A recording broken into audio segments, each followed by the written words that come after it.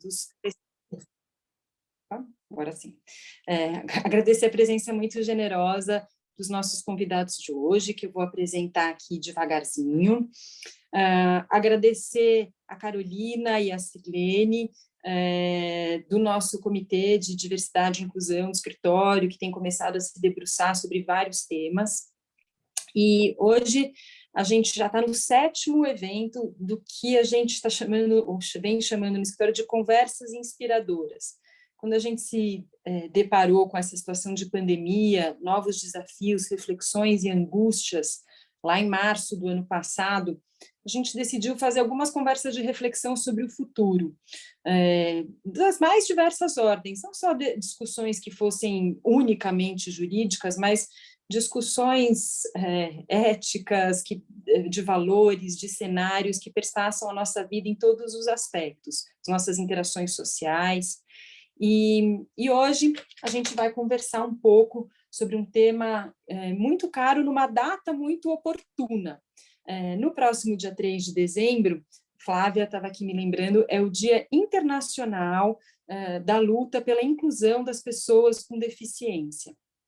Então, esse evento e esse bate-papo vem nos esclarecer um pouco sobre esse tema com 3 pessoas que têm uma vivência e uma experiência muito profunda nessa discussão e nessa atuação. Então, eu vou me permitir aqui apresentá-los. Primeiro, a Flávia Sintra. Muito obrigada, Flávia, por estar aqui. A gente conheceu a Flávia como cliente do escritório e, desde então, passamos a admirá-la profundamente, desde as primeiras interações. E ela generosamente nos ajudou a pensar sobre como seria essa nossa conversa de hoje. A Flávia, ela atua como repórter na TV Globo desde 2010, ela foi consultora da novela Viver a Vida, ela é autora do livro Maria de Rodas, onde ela relata a sua experiência com a maternidade, e ela foi sócia fundadora do Instituto Paradigma, uma organização que representou no Comitê Ad Hoc, criado pela ONU, para a elaboração do conteúdo da Convenção sobre os Direitos da Pessoa com Deficiência. Estou aqui me permitindo ler a minha colinha na tela para não cometer nenhuma impropriedade. Ela é palestrante em eventos dedicados à temática dos direitos humanos e da inclusão social. Obrigada, Flávia. Eu vou continuar apresentando todos, porque daí depois a nossa conversa vai fluindo melhor. Assim eu não interrompo muito. Eu queria também agradecer o Flávio Gonzalez. O Flávio é psicólogo, ele é executivo de negócios sociais do Instituto Jô Clemente, pesquisador da Faculdade de Educação da Universidade de São Paulo, com 25 anos de atuação na inclusão profissional de pessoas com deficiência. E, por fim, e não menos importante, é uma honra enorme a gente poder contar hoje com o Joelson Dias. Ele é ex-ministro substituto do Tribunal Superior Eleitoral, mestre em Direito pela Universidade de Harvard, presidente da Comissão Nacional dos Direitos da Pessoa com Deficiência do Conselho Federal da OAB, membro fundador da Academia Brasileira de Direito Eleitoral e Político, a ABRADEP. Ele representou o Conselho Federal da OAB no Comitê Nacional de Educação em Direitos Humanos, no Comitê Nacional de Prevenção e Combate à Tortura e no Conselho Nacional de Direitos das Pessoas com Deficiência. Ele foi procurador da Fazenda Nacional e procurador da Câmara Legislativa do Distrito Federal. Uma honra enorme estar com pessoas tão capacitadas e com tanta vivência nesse tema. E aí, feita essa primeira apresentação, a gente combinou aqui um pouco entre nós, para a gente mergulhar um pouco nesse tema, como é que a gente se introduz, do que a gente está falando quando a gente fala de pessoas com deficiência. E aí eu queria que a Flávia contasse um pouco e compartilhasse conosco o olhar dela e a sua vivência nesse tema. Obrigada, Flávia. Boa tarde, doutora Letícia. É uma alegria, uma honra fazer parte desse momento de reflexão, numa fase tão importante e definitiva até sobre os novos caminhos que a gente vai construir juntos para a nossa sociedade. Eu sou Flávia Sintra, uma mulher branca, de cabelos castanhos, lisos, na altura dos ombros. Estou usando uma blusa vermelha e eu também uso óculos com uma armação preta num modelo aviador. essa foi a minha descrição rápida para que as pessoas cegas possam também me ver. E é muito bom estar aqui hoje para falar sobre os desafios que a gente tem pela frente para construir um mundo mais justo e mais acessível. E o ponto de partida para falar sobre inclusão de pessoas com deficiência é conceituar a deficiência no entendimento e no modelo em vigor hoje, desde a Convenção da ONU sobre os Direitos da Pessoa com Deficiência, aprovada em 2006 em Assembleia Geral da ONU, que mudou completamente o jeito de se entender a deficiência e o jeito de pensar em políticas públicas, em políticas corporativas, em estratégias de educação. E esse modelo, ele rompeu com a ideia de que a deficiência está ligada à doença ou a uma condição a ser corrigida, consertada. Todos nós nos acostumamos a associar a deficiência, até quase que usar como sinônimo de deficiência, a doença.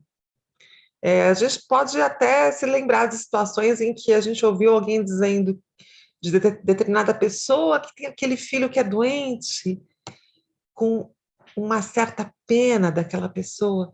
E aí, quando a gente vai verificar, a gente descobre que, na verdade, a pessoa está se referindo a alguém que tem uma deficiência. Então, essa construção, nós somos produtos de uma sociedade, e as palavras e os conceitos, a gente vai absorvendo, muitas vezes até sem questionar, e associar a deficiência à doença, por muito tempo, foi um pensamento comum. O avanço do movimento social de luta por direitos das pessoas com deficiência foi desconstruindo ao longo dos anos a ideia de que a deficiência é uma característica individual a ser consertada e corrigida, para assumir que a deficiência ela é parte da condição humana. É uma das características possíveis à condição humana e que não é necessariamente bom nem ruim. Ter uma deficiência não me impede de fazer nada. O que me impede de participar da sociedade, de circular pela cidade, de transitar nos ambientes, são as barreiras que eu preciso enfrentar. Eu hoje faço parte de 1% do mercado de trabalho que é formado por pessoas com deficiência. 1%. Eu trabalho numa das maiores empresas de comunicação do mundo. Eu sou uma exceção que comprova a regra. E a regra ainda é ter pessoas com deficiência em grande desvantagem, não porque a deficiência represente um impedimento, mas porque a sociedade ainda não se configurou para eliminar as barreiras e garantir a participação democrática de todas as pessoas. O novo conceito da deficiência traz a ideia de que o impedimento não se trata da limitação que a deficiência impõe. Eu vou usar o meu caso como um exemplo. Eu sofri um acidente de carro quando eu tinha 18 anos de idade, eu fraturei a coluna cervical, eu quebrei o pescoço e fiquei tetraplégica. Naquele momento eu perdi todos os movimentos do pescoço para baixo. E é claro que foi um momento super difícil. Eu passei por uma fase de luto, e depois de negação, e depois de aceitação. Foi um período onde eu precisei me reestruturar individualmente. Passei por uma fase de reabilitação, mas o fato é que depois de um tempo, adaptada a uma boa cadeira de rodas, a limitação de locomoção que a tetraplegia me impôs estava resolvida. Concorda que com a minha cadeira motorizada eu posso me locomover com autonomia? Até o momento em que eu encontro degraus, portas estreitas e barreiras que me impedem de continuar. Então, nesse caso, não é a minha deficiência que me impede, é a barreira. A minha condição individual de dificuldades de locomoção está solucionada. Então, hoje a gente trabalha com a ideia de que a deficiência é parte da condição humana. E o conceito, o modelo social da deficiência, define que deficiência é resultado da interação entre pessoas com diferentes níveis funcionais em um ambiente, em um entorno que não leva a diversidade em consideração. É esse o conceito da deficiência preconizado na Convenção sobre os Direitos da Pessoa com Deficiência na ONU, que deu luz à Lei Brasileira de Inclusão em vigor no Brasil desde 2015. Isso significa que não basta trabalhar com a ideia de que a pessoa com deficiência precisa romper as barreiras e se superar. A gente ouve tanto falar do exemplo de superação, né? Mas é justo a pessoa, caber apenas à pessoa com deficiência o papel de superar diariamente todas as barreiras que permanecem congeladas, impedindo a participação equitativa das pessoas? É claro que não. E é por isso que hoje a gente trabalha com a ideia da inclusão, que é uma via de mão dupla, onde as pessoas com deficiência fazem a sua parte como sujeitos de direitos e também de deveres, e a sociedade se reestrutura para acolher democraticamente todas as pessoas. Isso presume um pensamento que trate as questões individuais e coletivas de com um novo olhar, com o entendimento de que os espaços e os planos de trabalho e as metodologias sejam de fato inclusivas, onde seja possível se pensar que crianças estudem com as mesmas oportunidades nos mesmos espaços, contando com recursos profissionais e estruturas compatíveis ao mundo de hoje. Não tem justificativa mais para se manter pessoas com deficiência à parte da sociedade, com a evolução da tecnologia, da medicina de reabilitação e de todos os recursos que tornam possível e viável o convívio entre as pessoas com diferentes características. Eu tenho 2 filhos, doutora Letícia, que já estão com 14 anos. E eu vou confessar uma coisa, eu faço questão que os meus filhos estudem numa escola inclusiva e tenham oportunidades de conviver com adolescentes hoje, não mais crianças, adolescentes com diferentes características, não é só por um ponto de vista humanitário, ou porque eu seja uma pessoa comprometida com os meus valores, eu sou. Mas o principal motivo que eu faço questão de garantir essa convivência para os meus filhos é puro egoísmo.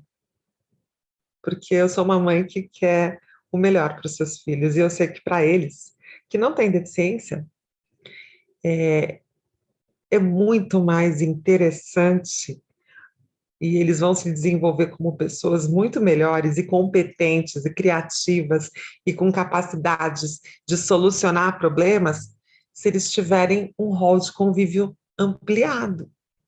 E isso foi tirado da gente. A gente não, todos nós adultos, né, com mais de 30 anos, nós não tivemos oportunidade de conviver na escola, na faculdade, no clube, no colégio com pessoas com deficiência e com características diferentes da gente. E é por isso que hoje as empresas precisam criar programas de educação corporativa para a inclusão, projetos de sensibilização, porque nós não trazemos no nosso repertório de experiências pessoais o convívio com pessoas com deficiência, e agora a gente tem que ser educado para isso. A gente vem num avanço, num processo de conquistas de direitos no Brasil e no mundo, apontando para um caminho sem volta, que hoje vem sendo questionado, mas é uma fase, a gente vai atravessar e eu tenho muita esperança da gente voltar a progredir na defesa e no avanço do exercício dos direitos, mas hoje eu acho que o nosso principal desafio é reafirmar a possibilidade e a importância de se entender que a inclusão é um processo que não é bom só para as pessoas com deficiência, é bom para todo mundo. Ter uma deficiência não me impediu de realizar os meus sonhos, de estudar, de trabalhar, de ter relacionamentos, de engravidar, de ter os meus filhos, e eu ainda tive a sorte de ter gêmeos. Você sabe que quando eu fiquei grávida, as pessoas perguntavam assim, nossa, mas como é que foi que você conseguiu? Como é que você fez? Você quer mesmo que eu te conte? Foi do jeito mais convencional. E aí, quando as pessoas tinham certeza, assim, as pessoas sabiam que eu estava grávida de gêmeos, sempre vinha aquela assim, mas então deve ter sido inseminação artificial. Porque as pessoas infantilizam tanto, a gente se acostumou tanto a ver as pessoas com deficiência numa posição de passividade, que até mesmo a sexualidade é uma coisa que não se imagina que alguém com deficiência possa exercitar. Um dos principais marcos que a convenção trouxe foi o reconhecimento da capacidade civil das pessoas com deficiência. Eu vou deixar essa parte como spoiler para o Joelson falar, porque ele fala muito melhor do que eu, mas eu acho que foi um grande marco. Antes a gente precisava provar que não era inválido. Antes se partia do princípio no direito de que a deficiência tornava automaticamente alguém incapaz, e nós tínhamos que provar que nós éramos capazes. Hoje a lógica se inverteu. Hoje a deficiência não torna ninguém incapaz juridicamente. E para que se... Qual que é a palavra? Para tornar alguém incapaz, né? Para como que é tutelar? Não, é curatela, tutela? É disso que eu estou falando, o Joel só vai falar. A gente tem que provar a incapacidade. Então, o reconhecimento da capacidade civil da pessoa com deficiência hoje, ele não está atrelado a ter ou não uma deficiência. Esse é um grande avanço na conquista da cidadania das pessoas com deficiência. E faz todo sentido, porque a deficiência é só uma das características possíveis da condição humana. Ela não é boa e nem ruim. E eu já estou encerrando a minha fala só por conta do tempo, para dar esse espaço e quero ouvir também os meus colegas, o Flávio e o Joelson, para que a gente possa, no final, ainda ter um tempinho para conversa. Hoje, eu sou uma pessoa realizada, feliz, no aspecto pessoal e profissional, mas eu queria deixar claro para vocês que a diferença para que eu alcançasse as conquistas que eu tenho hoje na minha vida não foi porque eu sou genial ou porque eu sou um ponto fora da curva. A diferença na minha vida foi que eu tive oportunidade. E enquanto eu for um ícone, um token, um caso de exceção que comprova a regra, a gente ainda não vai ter conquistado a inclusão e a participação social justa garantida na nossa legislação, mas mais do que garantida na legislação, necessária para o nosso desenvolvimento enquanto grupo, enquanto sociedade.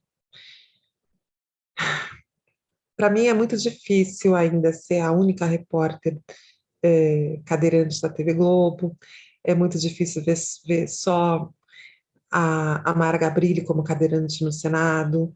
Nós somos alguns que representam muitos, mas é importante que fique claro que não é porque nós temos poderes especiais, é porque nós tivemos oportunidade. Claro que eu tenho meu mérito, eu trabalhei muito, trabalho muito, mas eu não sou a única. É só olhar para o lado, que você vai ver muitas pessoas em condições iguais ou melhores, que se tiverem oportunidades vão estar do seu lado, contribuindo, trabalhando junto e trazendo valor e resultado. Eu queria agradecer muito ao Instituto Paradigma pela oportunidade de estar aqui, por meio deles, que a gente está em contato e tem sido uma oportunidade de aprendizado muito grande. E quero terminar minha fala pedindo licença para fazer um convite. Dois, na verdade. O primeiro é que, para quem estiver em São Paulo e quiser e puder, amanhã, dia 25, é o lançamento do livro da Luísa Russo e da Luísa Pereira, duas professoras, professora Luísa Russo, fundadora, presidente do Instituto Paradigma, que lança um livro relatando justamente toda essa construção histórica, abordando a educação inclusiva, a educação no mercado a inclusão no mercado de trabalho e também a participação social das pessoas com deficiência. É um livro de mais de 500 páginas, lindíssimo, e eu vou estar lá. Vai ser um prazer encontrar os amigos. E o segundo convite, ai, gente, eu fico com vergonha, mas é porque eu estou muito orgulhosa. É convidar todos a assistir o Fantástico desse domingo, que é o domingo que antecede o 3 de dezembro, e eu estou preparando uma matéria muito bacana sobre capacitismo. Capacitismo é o nome que se dá ao preconceito dirigido às pessoas com deficiência. Muita gente não conhece esse nome ainda. Imagina só, nem o Word, o editor de texto, reconhece essa palavra. Ele ainda marca com vermelhinho como se fosse uma palavra errada. Gente, isso diz muito. Só agora nós nos preocupamos em nomear esse tipo de preconceito. Racismo, machismo, homofobia são nomes que a gente já conhece há muito tempo. Porque só agora a gente se preocupou em nomear o preconceito contra as pessoas com deficiência. Se a gente não nomeia, a gente não identifica. Sem identificar, é muito mais difícil trabalhar e lutar contra ele, né? A criar estratégias para vencer esse preconceito que não faz nenhum sentido. E é uma matéria bem bacana que a gente está trabalhando para domingo agora no Fantástico. É isso. Vou parando por aqui para ouvir o Flávio e o Joelson. E muito obrigada pela oportunidade e pela conversa. Parabéns pelo evento. Muito obrigada, Flávia. Muito generosa e sempre tão inteira a tua presença, tão entregue nas tuas falas. Então, obrigada por dividir conosco um pouco da tua história. Acho que tem vários alertas importantes. A gente estava aqui conversando um pouco nosso aquecimento, e eu estava contando uma fala que eu ouvi da Chimamanda contando sobre o perigo da história única, o quanto uma única versão, um único olhar sobre um determinado fato reduz a gente numa dimensão achatada sobre a nossa leitura, né, sobre a narrativa desses fatos. E é um grande perigo viver com uma história única ou com uma só versão sobre qualquer fato ou qualquer abordagem. Olhar a deficiência como limitação e doença, ao invés de olhar, como você falou, um desnível funcional no relacionamento, que existem tantas ferramentas que podem corrigir, é um risco, né? Limitar nessa versão de história única. Então, temos que ampliar versões, e quanto mais histórias houver sobre pessoas portadoras de deficiência e que tenham narrativas, a gente amplia o nosso mundo. Então, eu entendo a sua fala aí, quando você traz a tua preocupação com seus filhos de viver num mundo com muitas narrativas e com muita diversidade para serem pessoas mais completas. Então, com esse agradecimento, eu já passo a palavra para o Flávio, contar um pouco do seu olhar como educador e a tua história no Instituto Jô Clemente. O que você pode nos brindar? Bom, antes também, deixa eu seguir o exemplo da Flávia, fazer minha autodescrição rapidamente. Eu sou um homem de 50 anos, tenho cabelo castanho, liso, branco, né? Estou usando óculos, tenho uma barba já um pouco grisalha, né? Estou usando uma camisa branca com algumas listas, né? Atrás de mim tem de um lado tem uma parede de vidro, né? Com os tijolinhos de vidro, e no outro um quadro que eu gosto muito, que é o Astrônomo, um quadro holandês, né? Uma cópia, claro, né? Então, prazer, né, estar aqui com vocês, prazer estar ouvindo a Flávia, um prazer, doutora Letícia, né, doutor Joelson, né, agradecer a Carolina, a nossa intérprete de Libras também, que está fazendo essa importante tradução para nós, né? Bom, e nós temos um tempo enxuto e teríamos tanta coisa para dizer, né, como a Flávia colocou, né? A gente, quer dizer, a minha fala vai tratar um pouco da questão do trabalho, né? Embora eu seja psicólogo de formação, eu imagino que tem muitas pessoas da área jurídica, né, na nossa plateia aqui, né, do advogado, né, porque a gente que trabalha com inclusão lida com muitas leis, né? Fala bem rapidamente do Instituto João Clemente, na verdade, a antiga PAI de São Paulo, né, o nosso público é um público com deficiência intelectual, nós atendemos desde o nascimento ao envelhecimento, né, da pessoa com deficiência intelectual, em todas as fases da sua vida. Eu só vou pedir um feedback para vocês estão me ouvindo, porque para mim a imagem está parecendo congelada. Vocês estão? Ok, desculpe. Estamos te ouvindo. Então, o Instituto João Clemente é a antiga PAI de São Paulo, né? Nós temos um papel importante, né,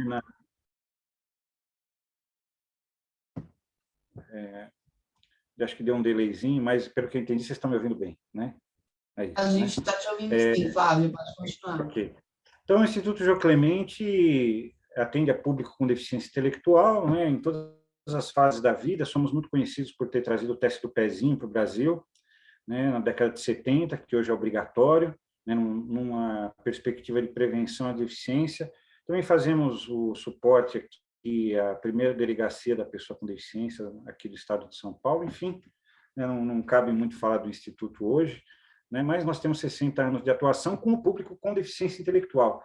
Né, e já pegando carona numa coisa importantíssima que a Flávia falou, que é da questão do capacitismo, eu queria trazer também uma outra palavra, né, que é o que nós chamamos de psicofobia, né, porque toda vez que nós vamos ofender alguém, né, nós chamamos alguém de débil mental, de retardado, de idiota, de imbecil, de mongoloide, e por aí vai, sem nos darmos conta de que essas palavras, ao longo da história, elas se referiam objetivamente a pessoas com deficiência intelectual.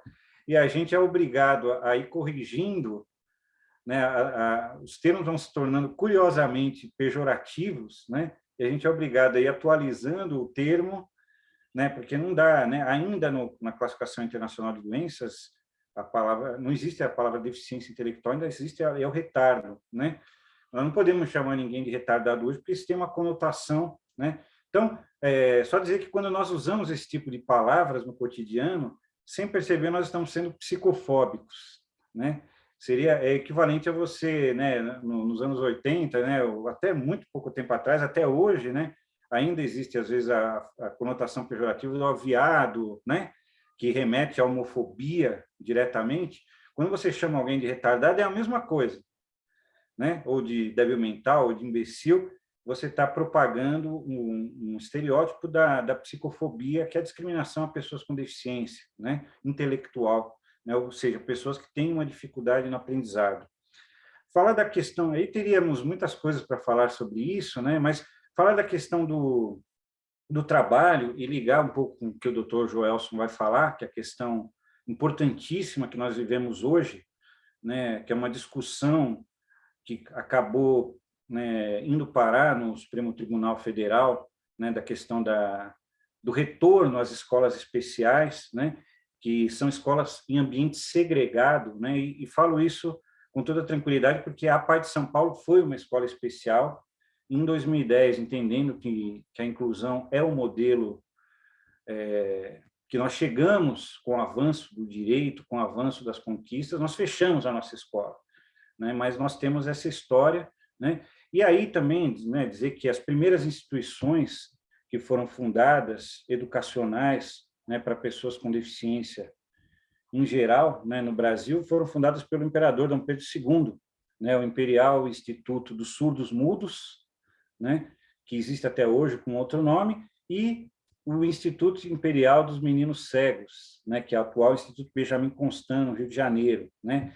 Essas instituições foram modelos de educação segregada que já naquela época claro, segregadas no nosso olhar de hoje. Naquela época era algo bom, a gente não pode julgar o passado pelos valores do presente. Eram modelos muito bons, que já tinham uma preocupação com a educação profissional das pessoas, porque quando você pensa em reabilitação de pessoas com deficiência, você busca autonomia. Então, a pessoa vai aprender a se locomover, seja com ou sem algum recurso, ela vai aprender a se alimentar, vai aprender a se vestir, e nós entendemos que o ápice da autonomia dentro do mundo que nós vivemos é a pessoa trabalhar e se manter sozinha, quer dizer, ter uma independência nesse sentido. Então, sempre houve, quer dizer, o imperador Dom Pedro II já tinha essa preocupação, dava-se cursos de encadenador, né, enfim, uma série de ofícios, né, artes e ofícios, como eram chamados na época, né, só que com o passar do tempo, né, se percebeu que isso não era suficiente para gerar oportunidades de trabalho para esse público, né? E aí, no decorrer do século seguinte, né, porque essas escolas foram fundadas em 1874, né, enfim, a partir, né, da primeira metade do século XX, começou a se ter outro tipo de preocupação que culminou, né, com a Declaração Universal dos Direitos Humanos, porque muita gente não sabe, né, não foi só o povo judeu que foi perseguido pelos nazistas, as pessoas com deficiência também, né? Convido a todos a procurarem no Google a Operação T4, né, que numa perspectiva eugenista, o regime nazista pretendia exterminar todas as pessoas com deficiência, inclusive crianças, para purificar a raça, né? Então, todas essas questões, né, esses absurdos, culminaram com a Declaração dos Direitos Humanos, né? E aqui no Brasil, né, já avançando, que não podemos nos alongar muito, né, nós tivemos aí a Constituição de 88, né, como um marco, né, e que no próprio corpo da Constituição já consta no artigo 7º a proibição à discriminação ao trabalho da pessoa com deficiência no tocante a salário, critérios de admissão. Depois disso, então, 88 a Constituição, 89 a Lei 7.853 criminalizou a discriminação ao trabalho da pessoa com deficiência, punível com 1 a 4 anos de reclusão e multa, e 2 anos depois, em 91, foi criado o que nós hoje conhecemos como a Lei de Cotas, né? Que é o artigo 93 da Lei 8.213, que obriga empresas com 100 ou mais empregados a ter uma cota de pessoas com deficiência. Então, tudo isso para chegar, né, e tentar ligar os pontos, né? A doutora Letícia falou do dia 3, né, que é um dia que nós celebramos, né, dia 3 de dezembro, né, celebramos esse movimento, né, pelos direitos da pessoa com deficiência. E olha só, no dia 3 de dezembro de 2019, o ministro Paulo Guedes publicou um projeto de lei, né, projeto de lei 6159, que, entre outras coisas, criava a possibilidade da empresa pagar uma mensalidade de R$ 1.200 aos cofres públicos para não cumprir a cota de pessoas com deficiência, né? Então, por aí a gente vê, né, já que nós estamos dentro de um escritório que trabalha nessa questão do direito, né, o momento que nós vivemos, né? Nós tivemos que fazer toda uma movimentação, ir para a rua. Esse projeto de lei ainda existe, não é?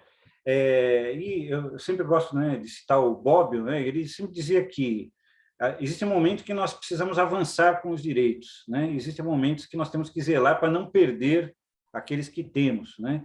Eu acho que o momento que nós vivemos é de não perder aqueles que temos.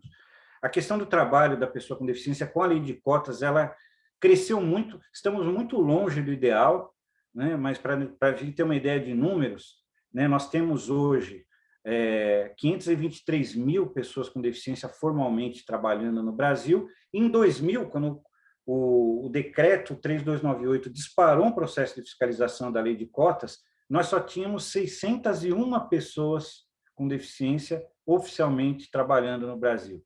Então, fomos de 601 para 523 mil nos últimos 20 anos, graças a quê? A ação da fiscalização, a ação do Ministério Público do Trabalho, enfim, há um esforço, né, para que nós simplesmente possamos garantir o direito à cidadania, porque o direito ao trabalho é um aspecto essencial, não é? E aí, já fazendo um link, né, com a questão que é a pauta principal, né, da nossa conversa hoje, que o Dr. Joelson vai trazer com mais propriedade, a importância da convivência, né, a Flávia colocava da participação, da convivência dos seus filhos, né, com pessoas com deficiência. Eu tenho uma filha também de 16 anos, tenho um filho de 10, que convivem hoje com pessoas com deficiência na escola. São poucas, mas elas estão lá, e isso nós devemos a um esforço também, né, de garantir a inclusão das pessoas. Por quê? Qualquer tipo de alternativa a isso, que é o que se pretende criar hoje, significa segregar as pessoas, não é? E isso, qual o impacto disso no trabalho, né? Pesquisas no mundo inteiro provaram, né? Eu não tenho tempo de citar aqui essas fontes, mas eu tenho essas fontes, se vocês quiserem, posso até fornecer oportunamente. Pesquisas no mundo inteiro mostraram que quanto mais tempo a pessoa fica segregada, menos chance ela tem de se incluir depois. Por melhor que seja, veja, nós não estamos julgando essas instituições que fazem a educação especial, né, que é a educação em ambiente segregado, né? Elas têm o seu papel histórico, tiveram o seu papel histórico, agora elas precisam se reinventar, não é? Mas o que nós estamos vivendo nesse momento, graças, né, a um plano nacional de educação que foi proposto, não só o retorno, mas a possibilidade de ampliação das escolas especiais no Brasil. Então, isso cronifica um processo de exclusão, porque a pessoa ela perde os parâmetros sociais, ela vive num mundo paralelo, uma espécie de mundo paralelo, não é? A sociedade, em geral, não convive com pessoas com deficiência, porque elas ficam segregadas, né? E aí eu lembro mais uma iniciativa do Dom Pedro II, né? Quando voltaram as pessoas mutiladas da Guerra do Paraguai, ele fundou a primeira instituição de atendimento a pessoas com deficiência no Brasil, que foi o Asilo dos Inválidos da Pátria. Olha o nome, né? Mas olha só, o Asilo dos Inválidos da Pátria, qual que era a ideia? Coloca essas pessoas que chegaram mutiladas lá, a gente dá comida, dá tudo, e eles vão ficar felizes, né? Agora, ninguém perguntou se as pessoas queriam estar lá, se elas tinham família, se elas não tinham, né? E, naquele momento, isso fazia algum sentido. E pasmem, essa instituição funcionou até 1973, né? Então, nós estamos num esforço, né, principalmente a partir de 1981, que foi o Ano Internacional da Pessoa com Deficiência, celebrado pela ONU, que gerou uma grande movimentação no Brasil. Nós estamos no momento de consolidar, na verdade, conquistas que a gente ainda não conseguiu colocar em prática, na verdade, né? Nós falamos das 523 mil pessoas incluídas hoje pela lei de cotas, mas isso, como a Flávia colocou, representa 1% dos trabalhadores do Brasil, do total de trabalhadores do Brasil, enquanto o dado oficial do Brasil hoje, que é o censo do IBGE, fala de 24,5% da população com algum tipo de deficiência, né? Ainda assim, esse 1% significa que metade da cota obrigatória foi cumprida. Em 30 anos, nós não conseguimos sequer cumprir a cota. E a mesma coisa, o ministro, né, nosso ministro da Educação, né, o Milton Ribeiro, ele falou num programa na TV Brasil, né, que a criança com deficiência na sala de aula, ela atrapalha, né? Depois ele tentou se retratar por causa da repercussão, mas já tinha falado, né? Isso revela, né, aquilo que a gente fala assim espontaneamente, né, aí já voltando para a minha área, o Freud dizia que são as nossas maiores verdades, né? Então, mas ele mesmo no programa ele fez um diagnóstico. Porque o professor não tem equipe, o professor não tem formação. Então, primeiro que a gente vive culpabilizando o professor, que também não é justo. Agora, ele faz um diagnóstico. Não tem equipe, não tem formação. E qual a solução que ele apresenta? É revogar o direito, de uma certa maneira, né? Não, devolve, porque quando coloca que a criança deverá preferencialmente, né, estar numa escola comum, né, ele abre uma série de possibilidades. A gente sabe que no direito uma palavra às vezes ali já determina uma série de fatores, né?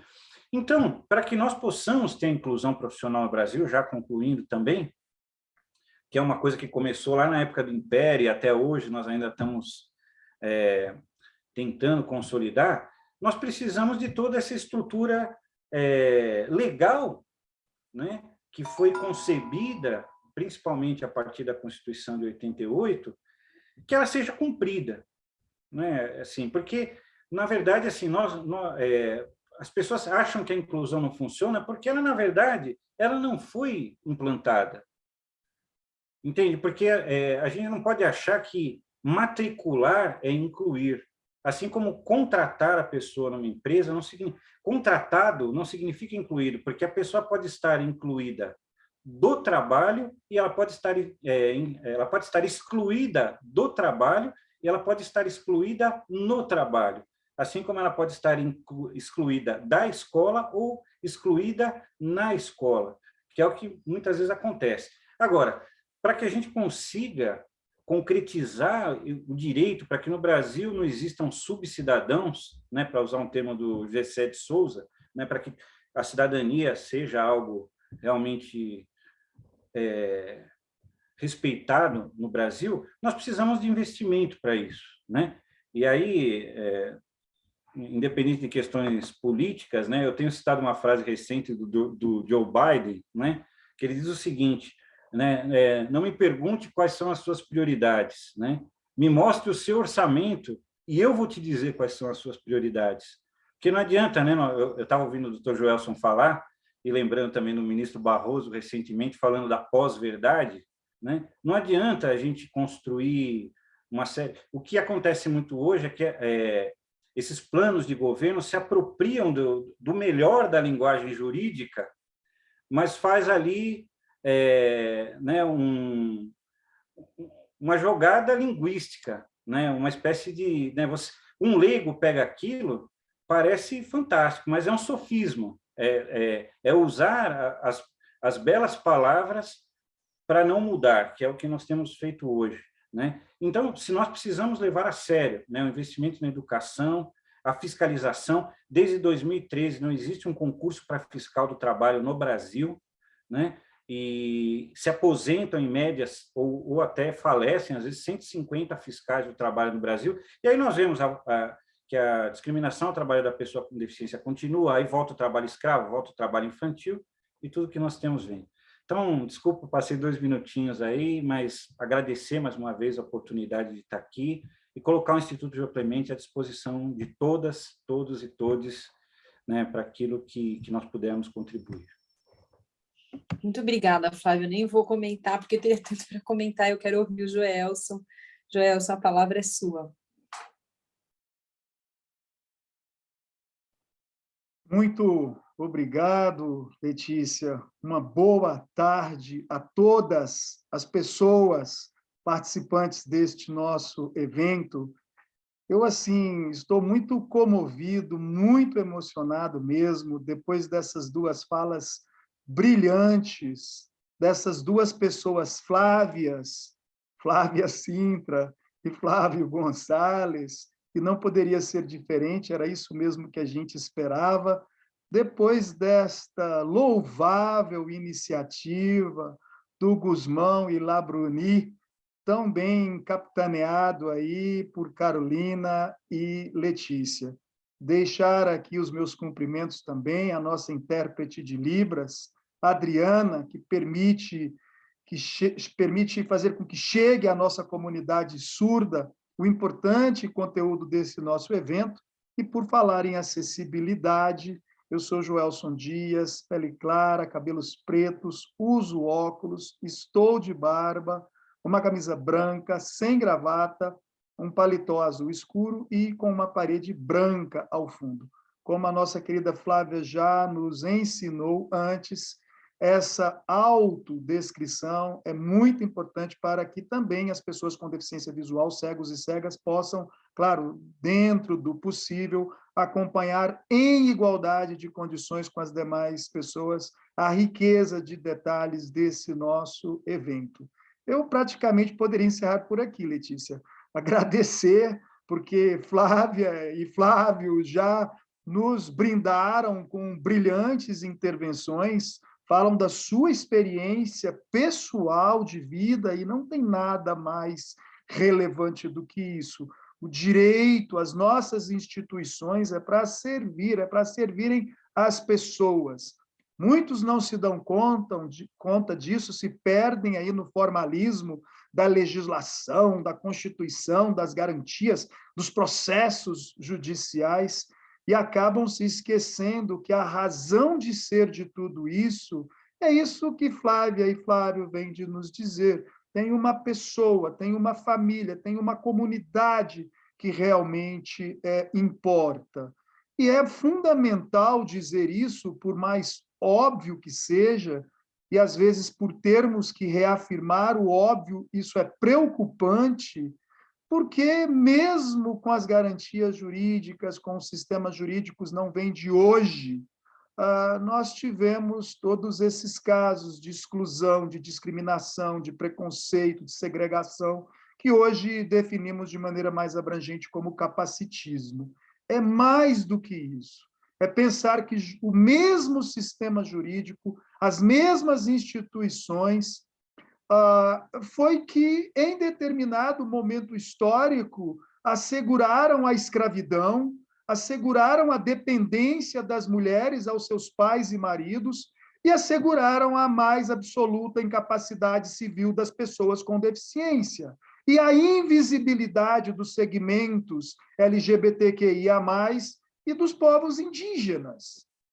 Então, não era para nos surpreendermos com o nível de preconceito, de discriminação que temos hoje, porque não faz muito tempo, ali na curva, o próprio sistema jurídico, as próprias instituições respaldavam essas práticas discriminatórias, a existência de cidadãos de primeira e segunda categoria e a existência de quem nem se considerava cidadão, como era o caso, por exemplo, das pessoas negras, e até das mulheres, por conta da sua dependência, e das pessoas com deficiência por conta da sua incapacidade civil absoluta, porque eram até indivíduos, na acepção das constituições vigentes nos séculos passados, mas do ponto de vista prático, não tinham absolutamente nenhum reconhecimento, nenhum direito. Foram condenadas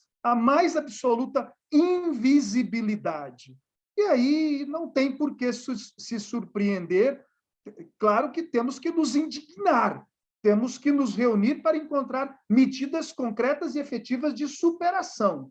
Mas surpresa não deveria causar a invisibilidade, o preconceito, a discriminação de todos esses segmentos, porque por séculos, talvez milênios, essa foi a história de vida de todos esses segmentos até há muito pouco tempo atrás. Eu insisto muito nas minhas abordagens em momentos como esse, se nos surpreende que as mulheres só puderam votar em 1932, tiveram que esperar milênios para ter o direito de voto assegurado, o que dizer, então, das pessoas com deficiência, cujo segmento expressivo, importante, só teve esse direito de voto assegurado em 2015, com a Lei Brasileira de Inclusão. Porque até antes da Lei Brasileira de Inclusão, da Convenção da ONU, o que tínhamos era a incapacidade civil absoluta e a banalização da interdição. Para a obtenção de um simples e necessário benefício, a isenção do tributo na compra do veículo, o benefício da prestação continuada, qualquer outro benefício assegurado pela legislação, até há muito pouco tempo atrás, para que a pessoa com deficiência tivesse assegurado esse direito, simplesmente os próprios órgãos públicos, a sociedade, lhes exigia a interdição. E essa interdição era absoluta, tirando-lhes todos esses direitos.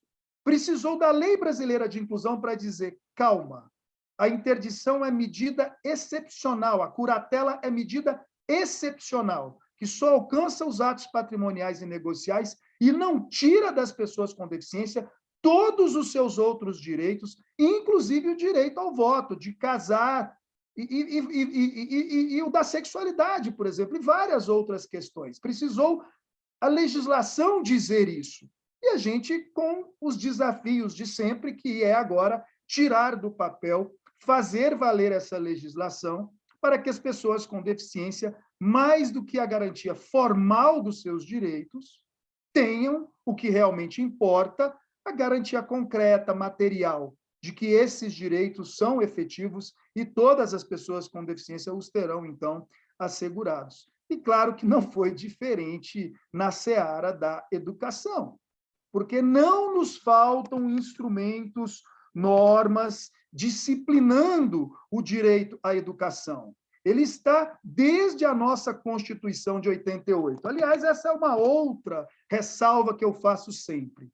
Para muita gente, parece que os direitos das pessoas com deficiência começaram ali com a Convenção da ONU, começaram ali com a Lei Brasileira de Inclusão, mas não, vem desde a nossa Constituição de 88. Se há um déficit, se há um atraso na proteção e promoção desses direitos, definitivamente não é de 2008 com a Convenção da ONU, não é de 2015 com a Lei Brasileira de Inclusão, é de 1988, porque a Constituição também traz duas cláusulas de fundamental importância, o direito à igualdade e o princípio da não discriminação.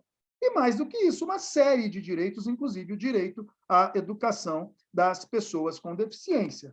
Claro que depois foi de fundamental importância a Convenção da ONU, porque ela deu status de norma, foi recebida pelo Brasil, inclusive, com status de norma constitucional. E o que isso significa dizer? Significa que não pode ter nenhuma lei municipal, nenhuma lei estadual, nenhuma política estadual, federal, enfim, não pode uma lei federal que seja contrariar a Convenção, da mesma maneira que nenhuma lei ou ato de qualquer das unidades federadas pode contrariar a Constituição. Então, por isso que foi importante receber a Convenção com esse chamado status de norma constitucional, pelas garantias que trouxe. Imaginem, num período de flagrante, constrangedor retrocessos de direitos como esse que vivemos atualmente, se não tivéssemos a Constituição, se não tivéssemos a Convenção da ONU, com certeza já se teria mudado o modelo que a Convenção da ONU consagrou, que é o modelo biopsicossocial, que é o modelo de direitos humanos, que Flávia Sintra acabou de nos explicar com tanta propriedade, e nós estaríamos aí, de novo, discutindo a pessoa com deficiência como caridade, favor, uma coisa que é absolutamente contrária ao que toda a legislação pretende, que é o reconhecimento das pessoas com deficiência como sujeitos de direito. E o que isso significa? Não só que tem direitos, mas como tem o direito, inclusive, de reivindicar do Estado, das nossas autoridades, prestações concretas, efetivas, materiais. Cadê o orçamento? Cadê as políticas públicas? Cadê as autoridades competentes? Cadê o cronograma para a efetivação desse direito? Então, assim, nós vivemos hoje uma verdadeira mudança paradigmática por conta da Convenção da ONU e depois da Lei Brasileira de Inclusão, que veio para reforçá-la. E no caso da educação, além de tudo isso, a gente ainda tem a Declaração de Salamanca, que foi aprovada na Conferência Mundial de Educação Especial ainda em 1994. Nós temos a própria Convenção Interamericana para a Eliminação de todas as formas de discriminação contra as pessoas com deficiência. Nós temos os Objetivos de Desenvolvimento Sustentável, o ODS 4, da educação com qualidade, é um deles, bem específico, considerando a educação, por exemplo, como uma poderosa ferramenta para o desenvolvimento humano. Ou seja, nós não estamos falando das pessoas com deficiência apenas, nós estamos falando de sociedades inclusivas. É um tema que interessa a toda a nossa sociedade. Falar de mulheres, de pessoas negras, segmento LGBTQIA+, pessoas com deficiência, povos indígenas, é claro que interessa a todos esses segmentos, mas deveria interessar muito mais às nossas sociedades, porque não dá para conceber uma sociedade sem que esse desenvolvimento seja sustentável, mas sem que esse desenvolvimento também seja inclusivo, prestigiando, privilegiando esse mosaico, essa riqueza, essa diversidade que são as nossas comunidades, que é a nossa sociedade. Por isso que é uma compreensão muito equivocada achar, de repente, que esses temas só dizem respeito a esses segmentos quando, na verdade, nós vivemos numa comunidade absolutamente plural, absolutamente diversificadas, e não mereceria sequer esse nome de comunidade, de democracia, de Estado, se não contemplar todas as pessoas. Todas as pessoas. E é exatamente nesse viés que Flávia Sintra nos trouxe, com igualdade de oportunidades, pelo menos de partida. Pelo menos de partida. Significa dizer boa comunidade, boas escolas, boa saúde, para que todos, independentemente de ter nascido em uma família mais aquinhoada ou não, por ter um bom serviço público, uma boa escola, uma boa saúde, condições de apostar nos seus projetos pessoais, pelo menos ali na partida, possam disputar o emprego, possam disputar a vaga na escola, a vaga na universidade. Porque essa ideia da meritocracia, enfim, hoje já está mais do que estudado que isso é um mito, que isso, enfim, não se realiza na prática na medida que jovens, crianças, que não precisam sequer de pegar o transporte público para a escola, que não precisam trabalhar, que não precisam se dedicar a outras atividades, porque tem sempre alguém na família para colaborar, as melhores escolas.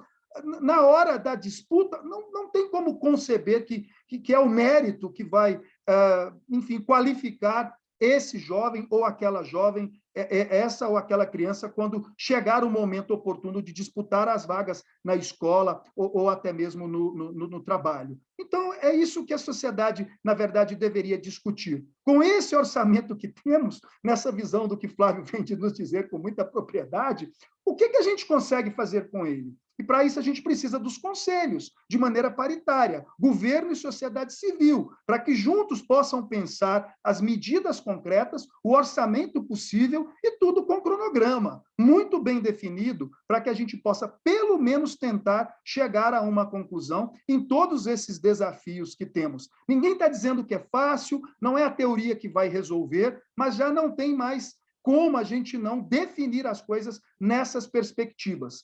Comitês, conselhos, paritários, orçamento, cronograma, políticas públicas. É isso que vai nos permitir e aí garantir, inclusive, a inclusão na educação, porque não nos faltam políticas também muito específicas no que diz respeito à educação. Como eu dizia, está na Constituição de 88, está na Lei Brasileira de Inclusão, está num importante pronunciamento do STJ na DIN 53-57, quando as escolas particulares quiseram declarar a inconstitucionalidade da Lei Brasileira de Inclusão, que proíbe que matrícula seja negada a alunos com deficiência, que proíbe que taxa extra seja cobrada de alunos com deficiência. Então, desde aquela época, o Supremo já tinha essa definição, esse entendimento de que, por conta da Convenção da ONU, da Constituição da República, o ensino inclusivo em todos os níveis de educação não é realidade estranha ao nosso ordenamento. Pelo contrário, o nosso ordenamento impõe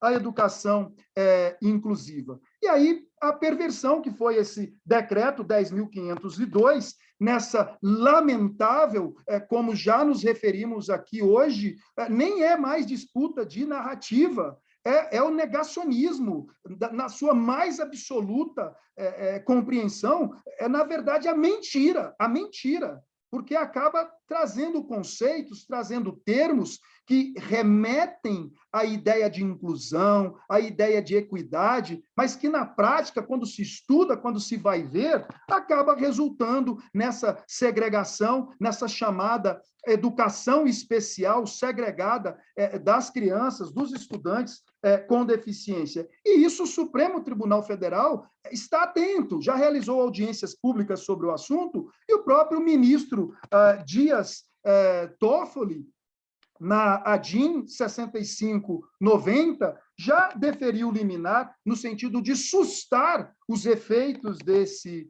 decreto, porque, de novo, apesar de denominar essa política da educação especial como equitativa, inclusiva, no fundo, o que se viu é que isso, na prática, estava levando ali a praticamente a segregação das crianças, dos estudantes com deficiência. E claro que isso não tem respaldo na lei brasileira de inclusão, mas não tem respaldo nas diretrizes, em toda a legislação básica da educação brasileira. De novo, Flávio está absolutamente correto na sua intervenção anterior. Não nos faltam leis garantindo a educação inclusiva, e se nós não temos a educação inclusiva, foi tão somente porque não conseguimos ainda tirar do papel concretamente, efetivamente, o que a legislação já garante, pelo menos desde 2003, 2008. Então, assim, se não conseguimos ainda tirar do papel, a solução definitivamente não é voltar no tempo e pensar numa proposta de educação especial que possa, eventualmente, criar salas especiais, escolas especiais. Isso vai em sentido contrário ao que o próprio Supremo Tribunal Federal já decidiu, no sentido de que a educação tem que ser inclusiva, e principalmente por conta do princípio da alteridade. É o que Flávia nos colocou com muita propriedade. O direito não é só das pessoas, dos estudantes com deficiência, é de todos os demais estudantes de conviverem com estudantes com deficiência, justamente para que a gente possa também nas escolas ter um meio um pouco mais de espelhamento do que efetivamente é a nossa sociedade, com toda essa multidiversidade e essa pluralidade. É assim que está na Convenção da ONU e é assim que está também nas recomendações do Comitê da ONU. O Comitê da ONU já havia recomendado ao Brasil investir na educação inclusiva, aperfeiçoar as suas políticas públicas no que diz respeito à educação inclusiva. E mandou também o Comitê da ONU recomendações aos mais diferentes países nesse sentido. Bélgica, Dinamarca, Portugal, Panamá, Equador, Chile, ou seja, não tem como o Brasil se dissociar do que o Comitê da ONU vem recomendando ao mundo inteiro hoje que se faça, no sentido de que os alunos com deficiência não podem ser encaminhados para escolas especializadas, forçá-las a frequentá-las, se eventualmente constatada uma falta de acomodação razoável no ensino regular. Pelo contrário, a gente tem que prover as condições, as acomodações, os apoios, o currículo adaptado, todas as medidas necessárias no ensino regular, definindo estratégias, programas, políticas públicas, alocando recursos financeiros, materiais, inclusive a formação de professores, o uso de braille, da língua de sinais, justamente para que se possa tirar do papel a política da educação inclusiva, que já está há muito tempo definida no Brasil. Ou seja, toda a deficiência, os déficits, o atraso na implementação dessa política de educação inclusiva não pode ser resolvida acabando-se com a política de educação inclusiva para se pensar em escolas especiais. Não é isso que o Brasil fez, não é isso que o mundo está a fazer, e não é isso que o Comitê da ONU, como insisto, acabou antes definindo, recomendando aos países. Então, são essas as considerações principais, mais importantes, que me pareceram oportunas tecer aqui, né, neste nosso importante evento, mais do que qualquer outra coisa, em retribuição, ou pelo menos na tentativa de retribuição, ao tanto que aprendemos aqui hoje com as pessoas Flávias, Flávio Gonzalez e Flávia Sintra. Muito obrigado, Letícia, pelo convite mais uma vez. Muito obrigada, Joelson. Fiquei bastante emocionada em todas as falas e muito, eu sou uma pessoa indignada, para quem me conhece bem, então gosto de ouvir a tua fala, apaixonada, e o quanto dói a gente sentir como a gente está num nível muito primário ainda dessa discussão. E eu acho que tem muitos ganhos da nossa conversa de hoje, todo aprendizado dos testemunhos, mas, sobretudo, a luta, onde tem que estar o foco da nossa luta, não perder o que temos. Se temos um bom aparato jurídico que garante uma série de direitos, e se a gente ainda está tão no primeiro passo de garantir o mínimo, é o primeiro passo só, né, da inclusão, que ainda precisa ser consolidado, quanto de luta nós temos para garantir não perder tudo isso. Quer dizer, eu sinto, fomos todos aqui premiados com as falas dos nossos convidados, em muito aprendizado e, sobretudo, muita inspiração para que possamos, como cidadãos, e porque somos parte de uma sociedade que quer, né, como disse o Joelson, de alteridade múltipla, diversa, democrática, que é direito de todos nós, é direito de todos nós conviver com o diverso, com múltiplas narrativas, e de construir um espaço mais equânime, minimamente, da gente nos inspirar todos aqui que estivemos juntos hoje para garantir, para sermos mais ativos na defesa, pelo menos, da não perda do que temos de aparato legal. Eu não quero me alongar mais, a gente já completou aqui o nosso tempo, mas eu queria ouvir ainda da Flávia, do Flávio e do Joelson, só pequenas palavras finais, uma mensagem final, não sei se a Carolina quer fazer considerações também. Eu queria, na verdade, só agradecer muito a presença de vocês, Flávio, Flávia e Joelson, e também a Adriana. A gente aqui do Comitê de Diversidade, a gente forma um grupo até um pouco grande, e eu vim aqui hoje junto com a Sirlene representar esse grupo. A gente teve a ideia de fazer esse evento, e que calhou com a Letícia conhecendo a Flávia e fazendo toda a ponte para o resto. E a gente tem tentado, principalmente dentro do escritório, um pouco de forma mais discreta, fora do escritório, fazer com que as pessoas conheçam mais e tenham mais conhecimento sobre os grupos minoritários e que formam e que acabam sofrendo mais com o preconceito e tendo umas batalhas maiores. Então, a gente, dessa vez, optou por convidar pessoas que sabem muito mais com a gente, a Flávia, então, falando como uma pessoa, parte desse grupo, e quando a gente viu o grupo que a gente formou aqui tão rico, a gente decidiu também abrir essa conversa para pessoas de fora do escritório, e acho que essa hora nossa foi um presente para todo mundo, então queria muito agradecer em nome do comitê. Obrigada, Carol. Então, vamos só ouvir os nossos convidados nas suas palavras finais e agradecendo todos nós aqui juntos.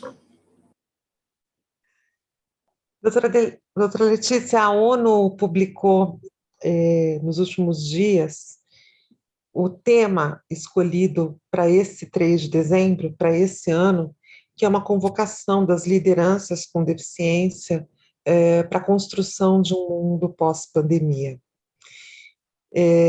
Eu me sinto parte dessas pessoas convocadas, porque estive lá, porque estava lá no dia da aprovação dessa convenção, e acompanhei e me empenhei para que ela fosse realidade e nos trouxesse até aqui, no Brasil.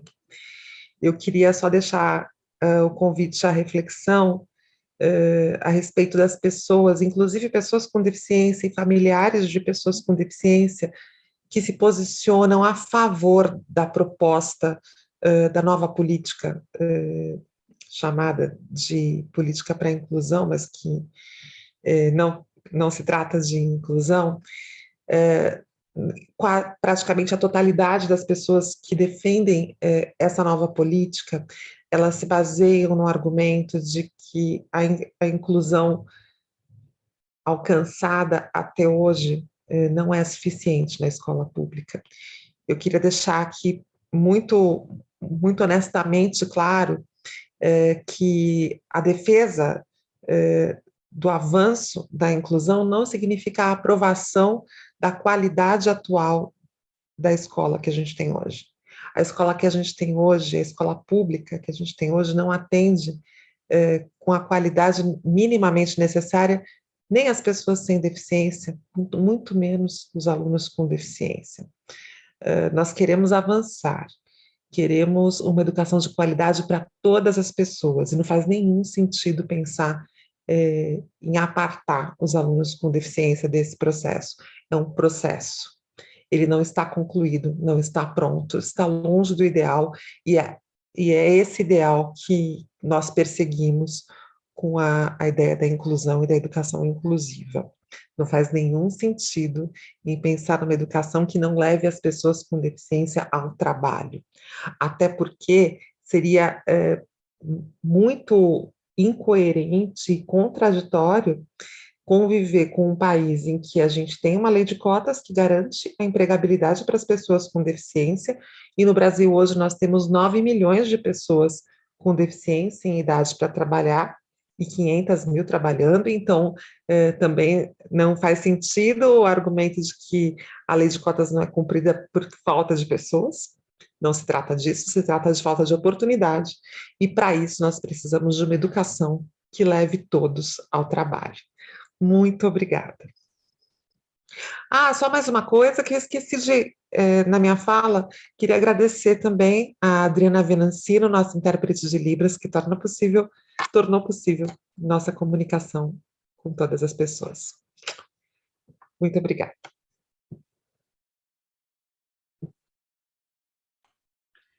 Bom, antes de tudo, queria agradecer muito, né, em meu nome, em nome do Instituto Jô Clemente. Eu, assim, aprendi horrores ouvindo vocês, assim, ficaria aqui, sem dúvida nenhuma, a noite inteira, né? É um prazer realmente poder estar aqui, me sinto muito honrado, né? E o Instituto Jô Clemente também se sentiu muito honrado com esse convite. Então, agradecer, e com uma última breve reflexão, né?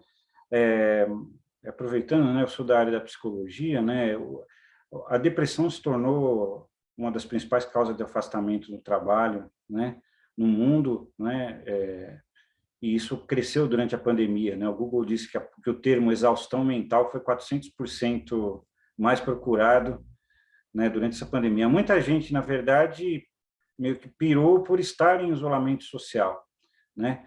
E aí eu trouxe essa reflexão, assim, as pessoas com deficiência, elas estão, pegando o que o Dr. Joelson colocou também, elas estão há milênios em isolamento social, né? E aqui no nosso país, você tem, inclusive, problemas de mobilidade urbana, tem pessoas que não conseguem. Você imagina um cadeirante no morro do Rio de Janeiro, ele não consegue sair de casa. Ele não consegue sair de casa literalmente, né? Então, e é isso que algumas políticas tentam reforçar de novo, né? O isolamento social, mas esse sem data para acabar, né? E isso é inaceitável, né? Então, agradecer mais uma vez e muito obrigado mesmo por essa oportunidade. Obrigada, Flávio. As minhas palavras também são só de agradecimento, não poderia ser diferente. É sempre muito importante um momento de reflexão como esse, seja porque a gente reafirma as nossas ideias, busca o apoio, busca a solidariedade de quem já tem tanto tempo de experiência, de comprometimento e compromisso com a causa, e sempre nos coloca novos desafios, novas perspectivas. É sempre bom enxergar as coisas também a partir do olhar, da perspectiva do outro, da outra. E é justamente esse tipo de situação, de oportunidade, na verdade, que eventos como esse nos permitem. Por isso, Letícia, se permitir a sugestão, continuem com essas conversas inovadoras.